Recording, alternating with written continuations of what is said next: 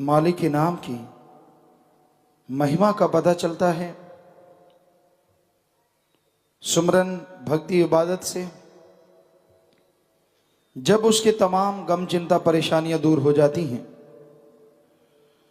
तो वह अपने परम पिता परमात्मा अपने अल्लाह सदगुरु मौला से यही दुआ करता है कि हे मेरे रहबर, हे मेरे मालिक, तेरे नाम का सुमरन कभी भी मेरे से दूर ना हो।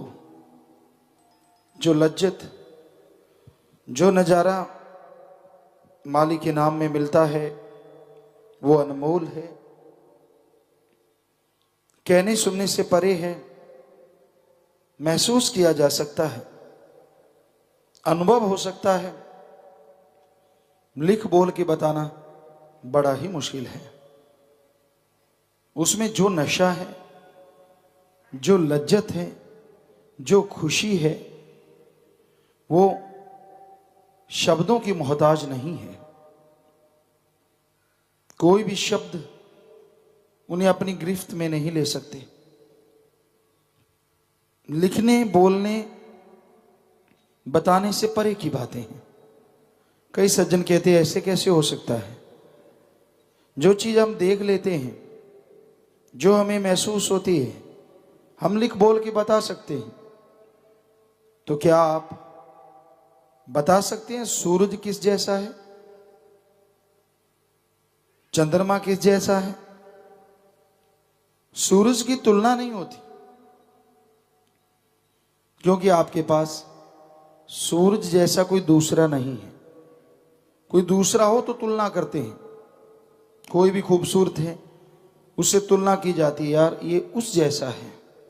उससे कोई ज्यादा खूबसूरत हो तो इंसान उसकी तुलना करने लग जाते हैं। पर जिसके बराबर का आसपास का ही कोई ना हो तो उसकी तो तुलना की नहीं जा सकती।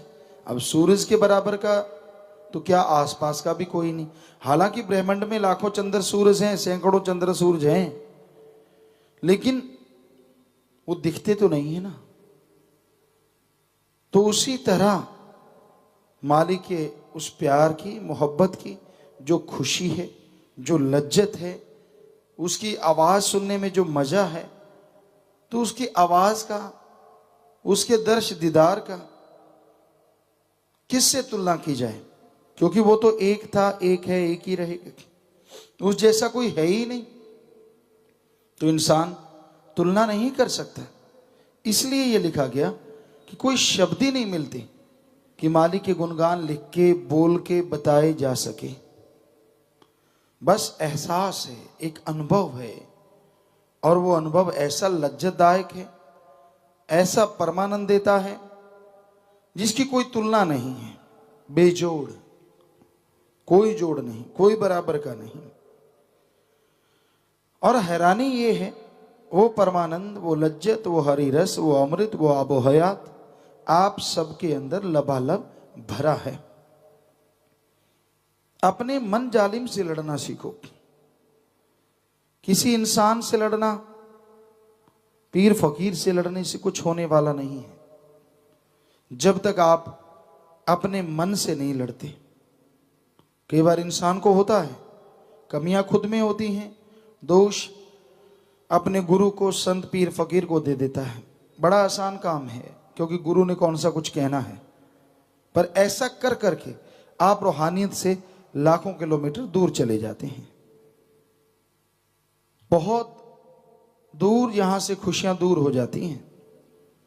इसलिए लड़ना है तो अपने मन से लड़ो, जो आपको चलने नहीं दे रहा मालिक के रास्ते पे। लड़ना है काम, वासना, क्रोध, लोभ, मोह, अहंकार, मन, माया से लड़ो, जो आपको गुमराह किए रखते हैं, जो अपने तंग दायरे में आपको उलझाए रखते हैं। तो जीव अपने अंदर की बुराइयों से अगर लड़ेगा तो ही खुशियां मिलेंगी। जब तक अंदर की बुराइयों से लड़ता नहीं, तब तक मालिक की कृपा दृष्टि के काबिल बनता नहीं। इसलिए भाई, अंत्यकरण में जो आपके परेशानियां हैं, जो आपके रोग लगे हुए हैं, उनका सफाया करना होगा। मालिक का परमानंद तभी मिलता है, तभी मालिक की तमाम खुशियों का हकदार जीव बन पाता है, जब अंदर की तमाम बुराइयों को छोड़ देता है। जैसे साबुन लगाने से मैला कपड़ा साफ हो जाता है, लाखों मन घास के ढेर में एक चिन्ह काफी है उसको जलाने के लिए। इस तरह आपके विचारों का, आपके ख्यालों का, आपके कर्मों का चाहे कितना बड़ा ढेर हो, राम नाम की चिन्ह काफी है उसको जलाने के लिए। अगर राम का नाम जपो, अल्लाह वाहिगुरु मालिक की भक्ति इबादत करो, तो वो तमाम अंदर की बुराइयां जल जाएंगी और आप मालिक की कृपा दृष्टि के काबिल बनते चले जाएंगे। ना कोई पाखंडवाद, ना घर परिवार छोड़ने की जरूरत है, ना जमीन जायदाद, ना रुपए पैसे की जरूरत है। राज पहुंच और ना ही पारिवारिक शक्ति की जरूरत है। उसे पाने के लिए दिलो दिमाग के शुद्धिकरण की बहुत जरूरत है। जब तक आपके विचार शुद्ध नहीं होते, तब तक आप उस परम पिता परमात्मा को नहीं पा सकते। दुनिया को बहकाना, दुनिया को मूर्ख बनाना लोगों को आता है, पर परम पिता परमात्मा 2 से 5 के बीच में जागो, क्योंकि इसमें ऑक्सीजन ज्यादा और शुद्ध होती है, ये साइंस कह रही है।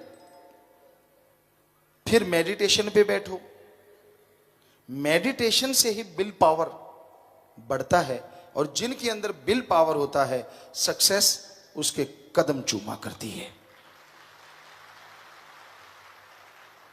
ये तो अब माना है साइंस ने। हमारे वेदों में, हमारे सभी धर्मों के पवित्र ग्रंथों में क्या लिखा है? हिंदू धर्म में लिखा, सुबह 2 से 5 के बीच में जागो है, इसमें जागो, अल्लाह की इबादत करो, कलमा आता करो, तो रहमो करम के काबिल बनोगे। ईसाई धर्म में लिखा, मॉर्निंग में आप जाग जाइए 2 से 5 में और गॉड्स प्रेयर कीजिए, मेथड ऑफ मेडिटेशन कीजिए, तो आप गॉड की कृपा के काबिल बनोगे।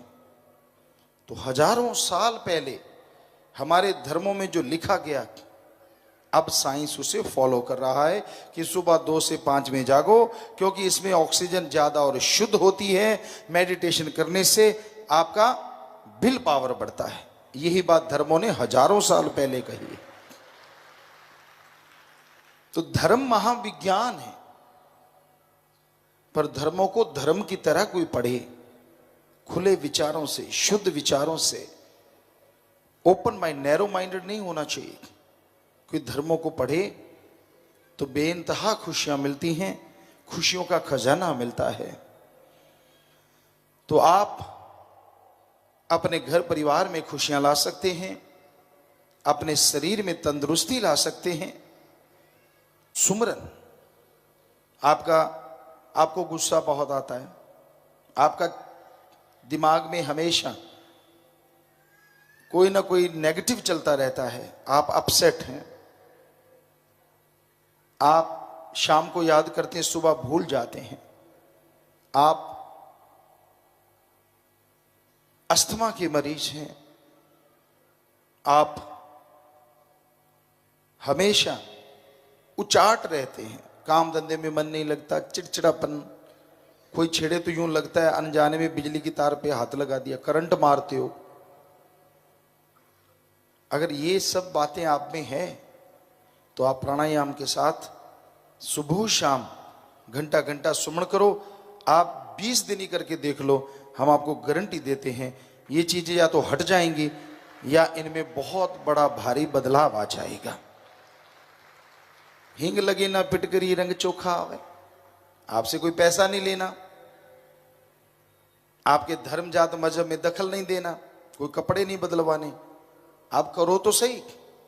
जितने भी आप लोग डिग्री डिप्लोमा लिए बैठे हैं अलग अलग क्षेत्रों में, उसके लिए आपने जिंदगी के 20-25 साल लगाए हैं।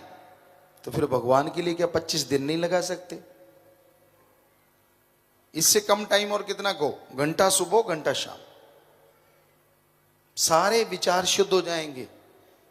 आपका जो उचाट है मन वो शांत हो जाएगा। बात बात पे जो गुस्सा आता है, तुनक मिजाज जिसे कहते हैं, अगर आप वो हट जाएगा। आपको अस्थमा है, वो बीमारी इनहेलर तक लोगों के छूट गए ऐसा करने से। यादाश्त शक्ति बढ़ जाती है, दिलो दिमाग में असीम शांति आना शुरू हो जाती है। गुरु मंत्र का जाप तो आपको करना पड़ेगा। करें। कई लोग तो बस में चढ़ते ही देखने लगते हैं, कोई गपशप मारने वाला, टाइम पास अच्छा हो जाएगा। अरे गप मारना जरूरी है क्या?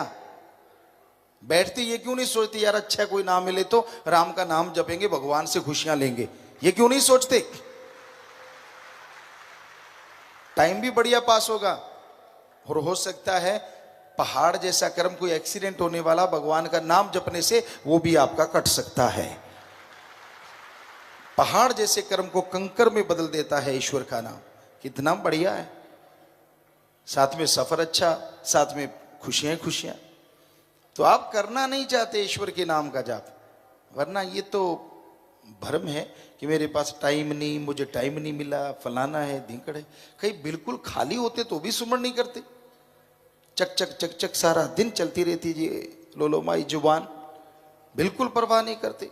इसकी चुगली कर, उसको छोड़ा, अगले को पकड़ लिया, उसको छोड़ा, उससे अगले वाले को दे तेरे की ले तेरे की, सारा दिन जैसे धोबी प्रेस चलाता है ऐसे चलाते रहते हैं, चुगली निंदा कर कर।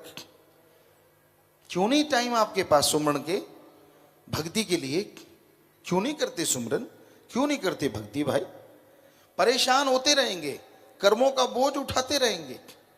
आज आजमा लो। आप में से जो कहे कि हाँ जी सारा दिन सुमरण कर लूंगा, जो दिहाड़ी मजदूरी करते आज डबल दे देते, करके देखो, सवाल ही पैदा नहीं होता। मन उसी टाइम ही कहेगा भाग ले भाई, कहां पंगा लेता है, क्यों लेता है। घंटा तो मुश्किल से करते हैं, मिन्नतें करते हैं कि बेटा घंटा घंटा सुबह घंटा शाम सिमरण कर लिया करो। करेंगे जी और दूसरों को यूं दिखाते मैं घंटा करने वाला हूं।